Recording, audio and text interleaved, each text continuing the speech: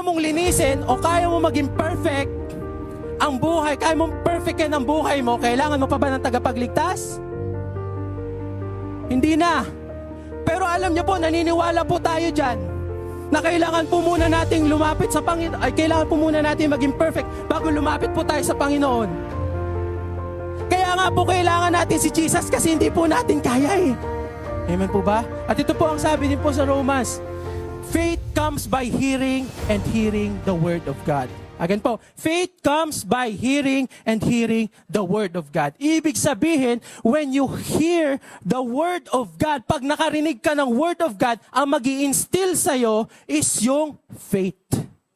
Kaya yun nyo po malalaman kung ang isa pong teaching is patungkol po talaga sa ating Panginoong Hesus o hindi.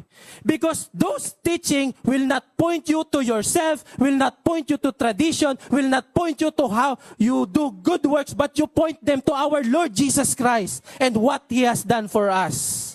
And that is why magkakaroon ka ng faith because it's not all about you, it's all about our Lord Jesus Christ. Witness of the Holy Spirit. Ano po ibig sabihin ng Holy Spirit? Ano po ba yung wini-witness ng Holy Spirit po para sa atin?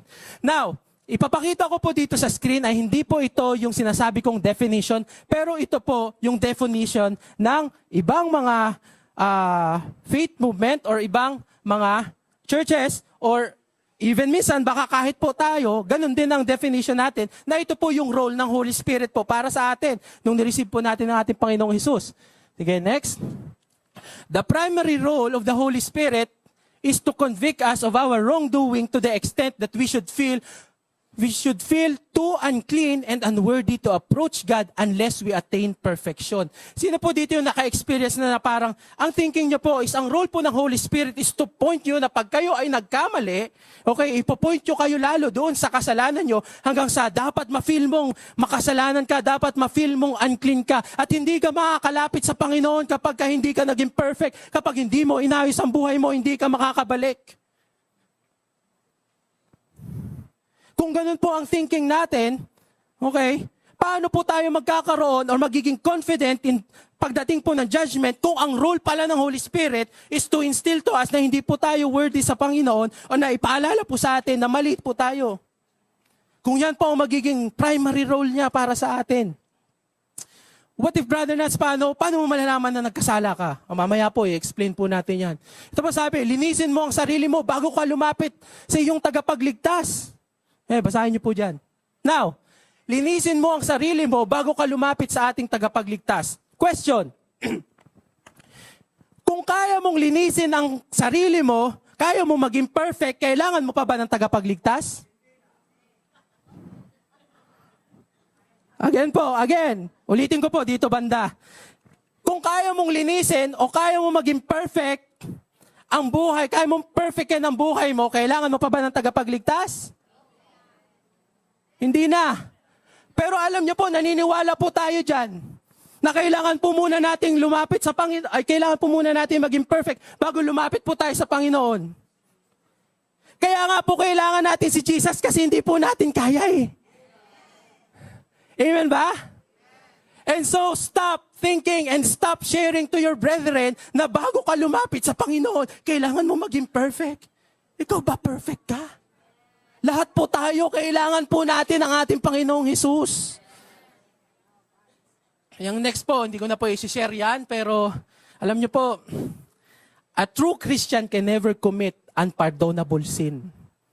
Kaya po napakalakas ng boses ko ngayon kasi akala ko po noong 2009 or 2008, nakakommit po ako ng unpardonable sin. Pero nung nalaman ko po ang katotohanan, kung sino man kampo ni Satanas yung honestly po, napagkamalan po ako dating baliw kasi gusto ko po talaga maging perfect sa harap ng Panginoon. No? Na parang pagdating po nung may time po yun na kailangan, syempre sobrang init mo sa Panginoon eh. Bagong turn 180 lang namin noon, parang turn 180 lang noon before. Ang tawag po namin, encounter. Ngayon po sa atin, turn 180. Bagong turn 180 lang noon. No? Na parang feeling ko po, parang kailangan ko maging perfect eh. Na-deceive po ako na parang, dumating po sa point na pag pauwi po ako galing school, pauwi po ako ng galing church, pinupulot ko po lahat ng basura. Okay? Pinupulot ko po ang lahat ng basura kasi meron pong bumubulong sa akin, pag ito, hindi mo to napulot, hindi ka maliligtas. Seryoso po ako dyan. At hindi lang po yan, meron pa pong iba, yung sa unpardonable sin nga. At dahil po doon sa unpardonable sin, akala ko nakakumit ako noon, kaya po ginagawa ko talaga lahat. Pero alam niyo po, napakabuti po ng Panginoon. Kaya po ang lakas po ng boses ko ngayon at kahit ng mga nakaraang time because nanggagaling po ako dyan. Because yung part po ng feeling mo na mapupunta ka na sa impyerno, ang hirap po isipin. Na-hospital po ako noon that time. Pero right now, sorry, this is my time to share the true gospel of our Lord Jesus Christ. Amen. So, if this is the role of the Holy Spirit to sow fear and uncertainty, would you be confident in the coming of our Lord Jesus Christ? Siyempre, hindi. Now, what if, meron pong sinasabi sa Brother Nas, meron sa John chapter 16 verse 8 na sinasabi that He will convict the world concerning sin. Okay, sinabi po ito ni Jesus Christ nung siya po ay nandito pa sa mundo na pag dumating daw po yung He dyan is yung the Holy Spirit, He will convict the world of concerning sin and righteousness and judgment. Now, a lot of preachers and even tayo po, pag ini-interpret po natin ito, convict the world of concerning sin and then we stop. So, ayan, Brother Nats, kailangan kinukonvict tayo ng sin ng Holy Spirit. Yun po ba? So kung titingnan po natin yung context para ma-interpret po natin yan ng mabuti, ang sabi po sa verse 9, si Jesus po mismo, when He comes, He will convict the world concerning sin because they do not believe in me. Ang unpardonable sin po is the continuous rejection of the conviction of the Holy Spirit to repent po sa una po natin bago pa tayo maging Christian. That is why kung ikaw ay naging Christian ka na, natapos na yung conviction of sin mo. Yun sa una-una. Kaya kung napansin niyo po dyan, sin, yung word na sin is singular, isa lang. Concerning sin because they do not believe in me. And then after po nyan, ayan o, pagkatapos po concerning sin, ano pong next? And righteousness. Nung na-convict tayo ng sin, tayo po ay naniwala sa ating Panginoong Jesus. Ang kinu-convict na po sa atin ngayon is yung righteousness na hindi po nanggagaling sa atin, kundi yung gift of righteousness ng ating Panginoong Jesus. Yun po. Now, because I go to the Father and you will see me no more. Dahil wala na si Jesus, no? Ang magiging role ng Holy Spirit daw is righteousness and not sin. Sin, yes, merong judgment, okay? Pero sa una po yun. Now, Brother Nats, paano mo mapapatunayan na talagang yan ay kinukonvict tayo ng ating Panginoong, ng Holy Spirit na tayo ay righteous sa kanyang harapan? Okay po, sige, pag-aralan po natin kung ano pong tinuro ni Apostle Paul sa Book of Romans. Romans chapter 8 verse 15. For you did not receive the spirit of slavery to fall back into sin. The moment when you believe in our Lord Jesus Christ, binigyan niya tayo ng spirit. We did not yung binigay po sa ating spirit ay hindi po yung spirit na yon magfo-fall back po tayo doon sa fear kagaya po nung bago po tayo maging Christian. Kasi totoo po, pag hindi ka po Christian, hindi ka niniwala sa ating Panginoong Jesus, aminin mo hindi, meron kang fear of judgment. Pero ang sabi po dyan, nung binigyan po tayo ng spirit, hindi po to fall back again, to fall back into. Sige, tingnan po natin yung amplified version. Okay? For you have not received a spirit of slavery leading again to fear of God's judgment. Why? Because lahat po ng judgment ay dinala na po ng ating Panginoong Jesus.